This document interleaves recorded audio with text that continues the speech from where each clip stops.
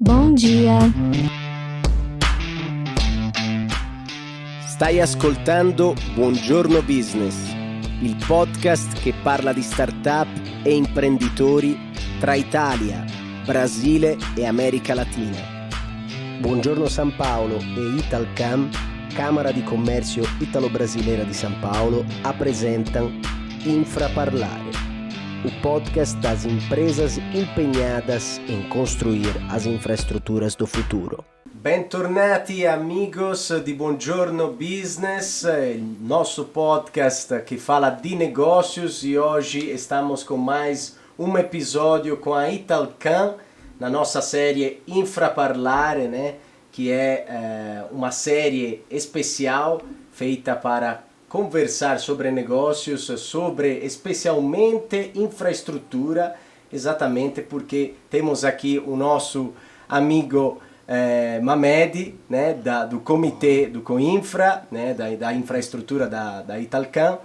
E hoje temos mais um episódio falando de cadeias de suprimentos, né, um tópico muito importante, a supply chain, que está, digamos, revolucionando já faz muitos anos, né, o jeito de trabalhar, o jeito de fazer negócios e de entregar também serviços e produtos ao redor do mundo. Bem-vindo mais uma vez, Mamed. Como você está? Bom, tudo bem, Alessandro? Tudo ótimo. Obrigado mais uma vez aí por acolher nosso Infraparlare aqui do nosso Coinfra, do nosso Comitê de Infraestrutura dentro da Italcam, tá? E já aqui começar a agradecer aqui a presença do nosso hoje entrevistado, né, tal, o nosso bate-papo, né? Exato. Tal. Vamos apresentar o Diogo Romeiro, diretor de compras da Pirelli América do Sul. Bem-vindo, benvenuto. Como você está? Grazie, agradeço a oportunidade de poder compartilhar um pouco com vocês aqui o que é a visão da Pirelli sobre a cadeia de suprimentos, mostrar um pouco do nosso trabalho também e vamos lá, estou à disposição. Muito bom. Diogo, vamos lá então já começar a tentar assim, coloca pra gente um pouco o que é essa questão da cadeia de suprimentos, tá? O pessoal fala muito, né, o supply chain, ou cadeia de suprimentos aqui no Brasil, que a gente costuma trabalhar e tal, mas conta um pouquinho como é isso, como está isso dentro da Pirelli, como é a integração, tá, do supply chain dentro da empresa, como vocês estão atuando hoje? Legal. Conta pra gente um pouco. Eu diria que a cadeia de suprimentos ela está em constante movimento, né? A gente tem que acompanhar constantemente, estar muito atento aos fenômenos globais, aos fenômenos regionais, e obviamente a gente tem que trabalhar com isso para garantir o melhor custo para a empresa, garantir a matéria-prima que a empresa e os produtos que a empresa precisa para fazer a sua produção no melhor custo possível. E a Pirelli vem bastante dinâmica nesse sentido, né? Então, por exemplo, dou um exemplo agora, a gente vem trabalhando muito forte no sentido de nacionalizar a maior parte possível de produtos, porque a gente vê, né, fenômenos ocorrendo no mundo que impactam fortemente a logística internacional. Então, às vezes você trabalha com um prazo de entrega, né, com determinadas condições logísticas que durante o trajeto, durante o trânsito desse material, ocorrem diversos problemas, obstáculos. Os containers são deixados em outros portos, fazem transbordo. E aquela programação que você muitas vezes tinha para que a fábrica consiga produzir, já não atende mais. Ou seja, eu não posso dizer, não temos mais a matéria-prima. A gente tem que ter plano A, plano B, plano C, para garantir que a produção ocorra de acordo com a programação, né? Então, obviamente que é um momento de desafios enormes, né? E a gente vem trabalhando com um foco muito grande de nacionalizar o máximo possível de matérias-primas. A linha de produção não pode parar, né? A linha de produção não pode parar. Os custos, hoje, quando a gente fala de produto importado, estão muito altos, né? Se incrementam dia após dia. Então, a gente tem uma forma também de fomentar a economia brasileira, é a gente nacionalizar o máximo possível e também a gente garantir que esse supply chain ocorra da maneira que foi programado e que a produção espera. Muito bom, muito legal. Sandro. Diogo, a Pirelli tem uma história incrível no Brasil, na América Latina, especialmente, né, no Brasil e na Argentina. São muitos anos, né, de negócios aqui, de integração com a cultura local. Então, depois de todo esse tempo, né, quais são as oportunidades que vocês enxergam, né, para a área de atuação de vocês? Por exemplo, temos, né, tanta tecnologia que vem ajudando, tem a parte da blockchain, tem um novo jeito de organizar as commodities. Quais são as oportunidades na supply chain para a Pirelli?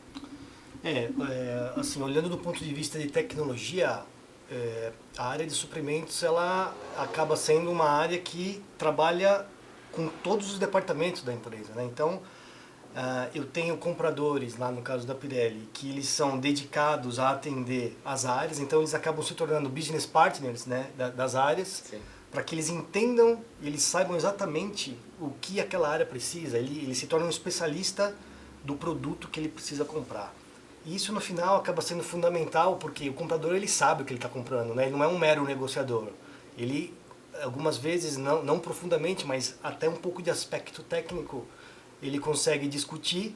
E aí, quando a gente fala de oportunidades, por exemplo, na área de tecnologia, né, a gente cada vez mais vem tentando automatizar processos, tanto do ponto de vista de compras mesmo, né? Então, a gente coloca robôs para fazer atividades rotineiras, né, que eu tiro uma carga operacional do comprador e ele se dedica realmente à estratégia da compra.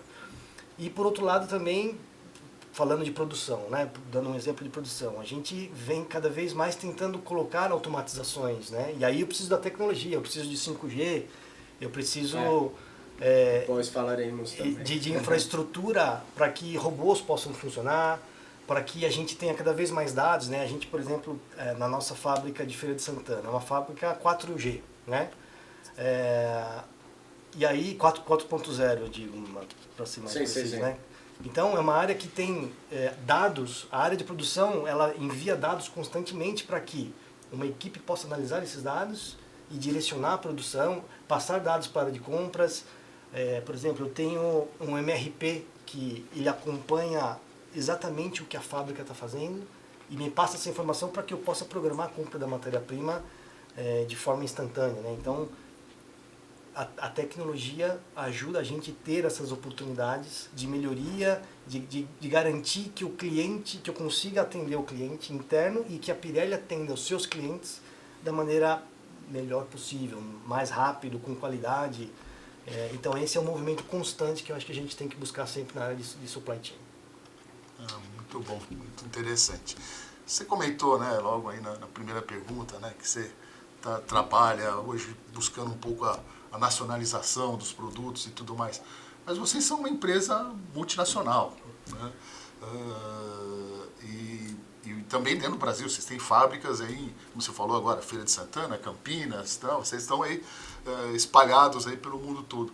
Como é que vocês trabalham essa questão do supply chain, da cadeia de suprimentos, essa integração entre ser uma empresa no Brasil, mas uma empresa multinacional? Como é que vocês estão atuando? Como vocês fazem essa... Hoje na os Pirelli... ERPs e tudo mais aí estão integrados? Estão tudo integrado. Hoje na Pirelli a gente tem um time de compras central, que fica em Milão, e esse time é responsável pelas negociações globais. O que ocorre é que no Brasil existem muitos fornecedores que são globais e que têm presença no Brasil, né? Então, isso do ponto de vista de negociação global fica fácil, porque quando o time de Milão vai fazer uma negociação, ele sabe que no Brasil tem fornecedores, digamos, globais e que a gente pode contar com eles sempre, né? Olhando um pouquinho para a borracha natural, por exemplo, né, que hoje a gente tenta ser praticamente 100% de compra de borracha natural no Brasil, mas a gente tem uma comunicação constante com o time de Milão, né? Então, a gente tem um alinhamento diário, conversas diárias, e tudo que a gente faz aqui, mesmo que seja uma negociação local, eu tenho essa conversa e a estratégia realmente ela é definida em Milão, e aqui a gente executa aquilo que foi planejado em grupo, digamos assim. Muito bom. Bom, Diogo, você comentou, né, sobre o 5G, né? Sim. Que é um tópico também importante e discutido, né, por questões também geopolíticas, mas nós vamos cuidar só da parte tecnológica hoje, certo. não vamos entrar na geopolítica. Então, como que impacta o 5G dentro da supply chain para vocês da Pirelli, né? Como que, isso, claro, é uma grande oportunidade, né? Você falou que tem que ter uma fábrica e uma série de ferramentas ou robôs, né? Exato. Que utilizam essa Sim. tecnologia. O 5G ele começa a se transformar numa necessidade enorme, né? Porque, como eu falei, a gente vem trabalhando em automatizações, que isso inclui a inclusão de máquinas e robôs que constantemente estão enviando informação, e sem o 5G isso realmente fica difícil, porque a quantidade de transmissão de dados é enorme. Então, e eu falo de todas as áreas, né? Não só de produção, mas de logística, de qualidade, ou seja, tudo cada vez mais fica monitorado, fica controlado, até para a gente garantir que o que foi planejado aconteça, né? O monitoramento de uma operação se torna cada vez mais fundamental para a gente ter o controle de tudo. Então, nós como compras, né, a minha área como compras, suprimentos, está em constante busca com os fornecedores, estimulando, né, os próprios fornecedores a essas inovações para que a gente possa introduzir isso nas nossas fábricas. Então, eu acho que essa é uma necessidade constante de atualização e de melhora de processos, e isso o 5G é que pode ajudar. Vai ter que chegar lá, não tem como, né? Exatamente. Até porque você vai ter um momento que o 5G vai estar no Brasil, mas não vai estar na sua fábrica na Argentina, Exato. ou na Itália, eu não sei se já está. É. Então, quer dizer, você vai ter que ainda administrar essa questão, assim, com a questão da velocidade dos dados, né, e da quantidade de volume de dados aí que vai ter que ser movimentado, você vai ter que trabalhar isso também, né? Exatamente. A gente tem que ir adaptando e fazendo, digamos, subindo os degraus dessa evolução à medida que a tecnologia fica disponível. Muito legal. Bom, agora temos uma pausa, né? A nossa tradicional pausa. Diogo, você não conhece, mas vai conhecer. É a hora do café, né? Um cafezinho virtual com algumas sugestões, e vamos descobrir hoje com quem estaremos tomando esse café. Até já. Até já. Buonasera, mi fa un caffè? Subito.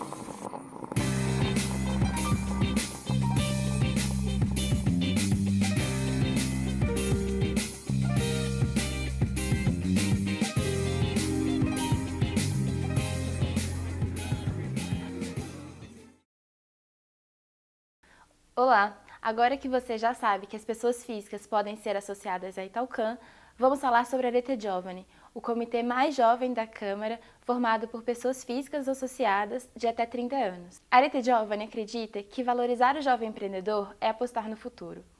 Com a missão de dar oportunidades ao desenvolvimento de novas lideranças e fazer com que os jovens tenham seu protagonismo nas relações entre Brasil e Itália, a RGI traz junto para a organização jovens empresários, futuros empreendedores, universitários, na busca de ações que colaborem com seu aperfeiçoamento profissional dos negócios, aperfeiçoamento cultural e também de relacionamento.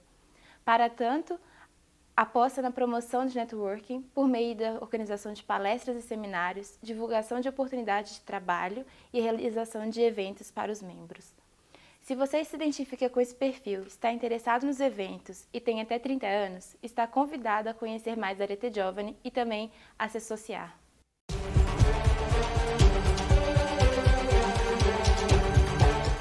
Bom, amigos, voltamos então aqui agora, depois do nosso hora do café, uma hora muito prazerosa, né? Tomar um cafezinho muito bom, tá? E retomamos aqui o nosso bate-papo com o Diogo da Pirelli, tá? O diretor de Supply Chain aqui.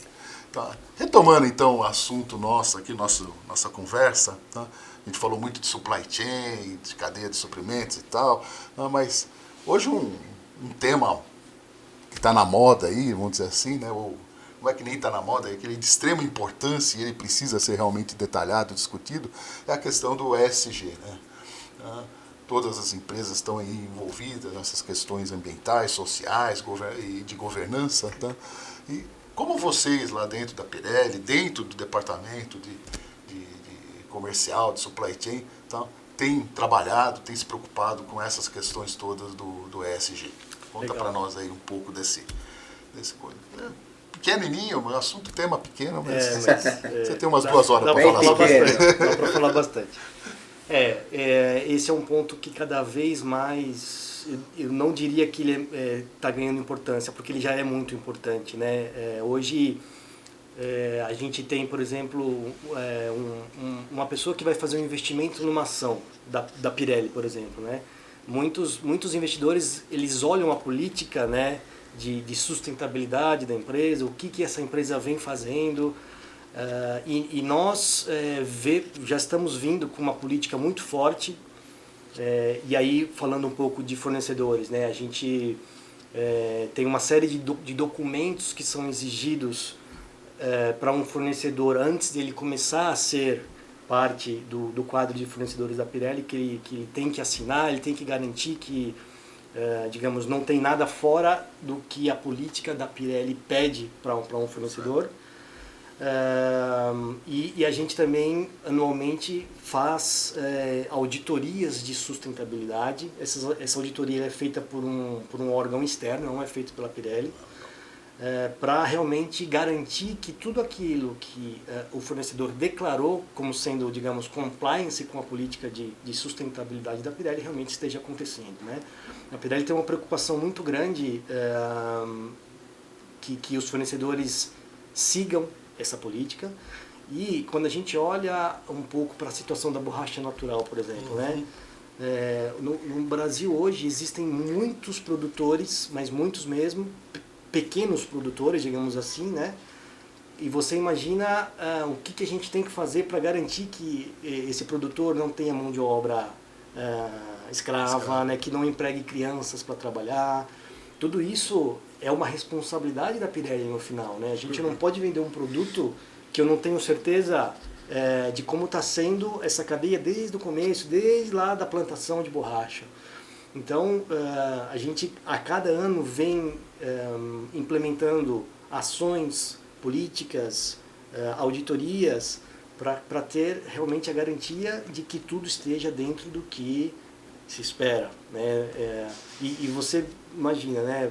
No Brasil, dando um exemplo, uma usina de borracha natural, ela pode ter mais de 1.000 fornecedores, 1.000 pequenos produtores de látex que está no campo, né? Então, como que a gente faz para controlar tudo isso? Então, a gente faz auditoria, a gente faz visitas, as próprias usinas, que são os nossos fornecedores da borracha, né? Elas têm as políticas também delas de controle, de garantir que realmente não tenha nenhum tipo de desvio de conduta, desvio social, desvio ambiental naquilo que a comunidade espera, né? Eu não posso vender um produto que esteja causando um dano na comunidade, por exemplo. Então, isso é um dos pilares que faz o nosso negócio prosperar, né? Então, eu preciso ter uma atenção muito grande a isso. Até como curiosidade, de onde vem o látex? Onde é a região maior produtora? Isso acaba sendo um mito aqui no Brasil, porque todo mundo pensa a região da Amazônia, né? Hoje, o principal produtor de látex, de borracha natural, é o estado de São Paulo. Então, na região de São José do Rio Preto, existe hoje uma grande quantidade de plantações, de fazendas, né, de seringais. E as usinas, praticamente todas, estão nessa região. Temos também um pouco de plantação no Espírito Santo, na Bahia e no Nordeste. mas eu diria que São Paulo hoje corresponde a 60% Da produção. da produção de borracha brasileira. Nacional, né? Exatamente. Vocês certificam esse pessoal todo dentro do Sim, padrão de tem vocês? todo né? um processo de certificação, de garantia da origem dessa borracha. Essa borracha. Exato. Bem interessante. Diogo, 2022 ainda temos que enfrentar esses problemas dramáticos, né, de escravidão, né, trabalho com crianças, mas existe ainda, infelizmente existem ainda essas situações, é por isso que tem que ter esses programas, né, e as empresas têm que levar com muita seriedade esses programas, né. Graças a Deus estamos fazendo, pelo menos tentamos de fazer essa parte, né, todo mundo. E nós concluímos sempre os nossos episódios, Diogo, com uma pergunta que parte é um ditado, né, que todos os caminhos levam para Roma, é um ditado que acho que é traduzido em todos os idiomas, né, mas aqui no Brasil utilizaram esse ditado para uma pergunta um pouco marqueteira, digamos, né, e a pergunta é: qual é a sua Roma? Qual é o seu norte, a sua meta, né, o seu sonho, claramente no segmento profissional. Pode ser pessoal, mas claramente dentro do que você faz, né, na Pirelli e na área de atuação de vocês. Sim, eu diria que o meu objetivo, né, o caminho que eu tenho que seguir é sempre atender o meu cliente interno da melhor forma possível, na velocidade que ele espera, no custo que ele espera.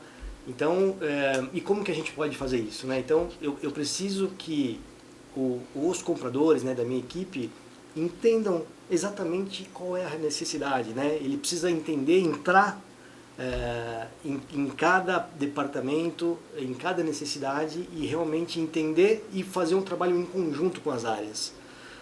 Então, eu sempre digo lá para os meus compradores, a meta de vocês é atender e satisfazer os clientes internos, porque quando tudo funciona, a empresa vai bem e traz o resultado. Claro. Então, a gente como uma área de atendimento, de suporte às demais áreas, a gente precisa ser rápido com o menor custo. Essa, no final das contas, é uma maneira simples de dizer qual é a meta do nosso departamento, qual é o objetivo. Só que nem sempre isso é fácil, né? Às vezes, por exemplo, uma área, ela quer uma coisa, ela chega pra gente e fala, ó, está aqui uma requisição, eu quero comprar este objeto. Só que nem ela tem certeza como, qual é a especificação disso, quanto tempo ela precisa ter isso, e aí entra o nosso papel de realmente construir a especificação de algo novo junto com a área. Para a gente poder ir para o fornecedor e detalhar e exatamente pedir algo que atenda a uma necessidade específica. Eu acho que se a gente tiver isso como objetivo e essa constante busca da excelência no atendimento das áreas no interno da empresa, a gente atinge o nosso objetivo. Se tudo fosse fácil, era tudo robotizado, né? Não precisaria da gente. Exatamente. Muito bom. É importante, né, pelo menos ter melhorar, né, como se fala, todo dia temos que melhorar alguma coisa, né, pelo menos tentar deixar o mundo um pouquinho melhor, e claro, cada um no seu espaço, cada um na sua área de atuação. E aprendendo alguma coisa, né? Aprendendo sempre. Como hoje, a gente aprendeu muito aqui. É um tópico muito importante, exatamente. Agradecemos o Diogo Romeiro, diretor de compras da Pirelli América do Sul. Agradeço Mamed, se quiser também mandar algum recado. Quero mais uma vez agradecer também o Diogo, a Pirelli aqui por terem participado aqui do nosso Infraparlare. Então é uma satisfação aqui. A Câmara Italiana e o Comitê de Infraestrutura está realizando esses podcasts aqui. Está sendo uma experiência muito bacana. Muito bom. Obrigado a todos. Então, até a próxima. Não deixem de acompanhar todos os episódios na nossa série Infraparlare. Buongiorno Business. Até a próxima. Um grande abraço.